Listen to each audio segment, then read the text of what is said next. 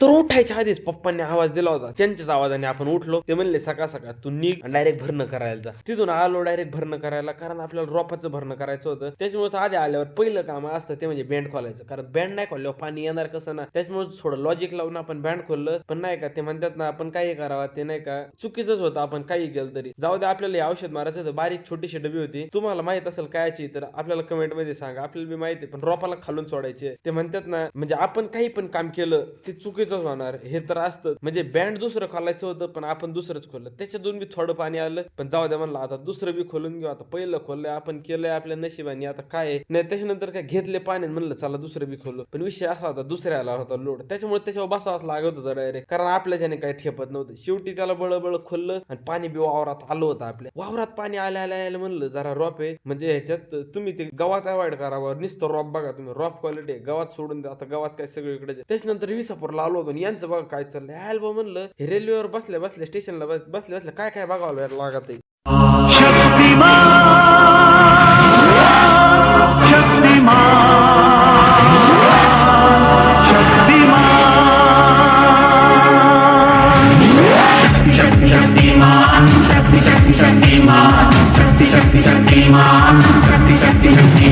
अद्भुत अदम्य साहस की परिभाषा है ये मिटती मानवता की यायला त्यांचं बघून झालं इथं तर काहीतरी वेगळीच गँग आलेली होती. म्हणजे जस्ट आपण डुकून आतमध्ये बघितलं, याला आधी आपल्याला वाटले ते पैसे मागणारे असतील, पण ते तर नव्हतं. यांचं वेगळंच जुगाड होतं. म्हणजे पूर्ण म्युझिक टीमच इथं आलेली होती असं समजावं. म्हणजे एक जण ते तबला वाजित, एक जण पखवाद वाजित, एक जण ते क्लॅप पॅड गिटार, म्हणजे त्यांचं सगळं जुगाड सगळं काही इथंच आणलं होतं बघ. यायला हे बरं आहे बा म्हणलं. जे यांचे शेजारी बसलेले त्यांचं फुल एंटरटेनमेंट असेल, पण त्यांच्याशी आढावा घेऊन जरा म्हणले हे तर बोर करून राहिले. म्हणजे इथून तिथून निसते ते पिटीतच आलेत बा. यायला जावा द्यावा.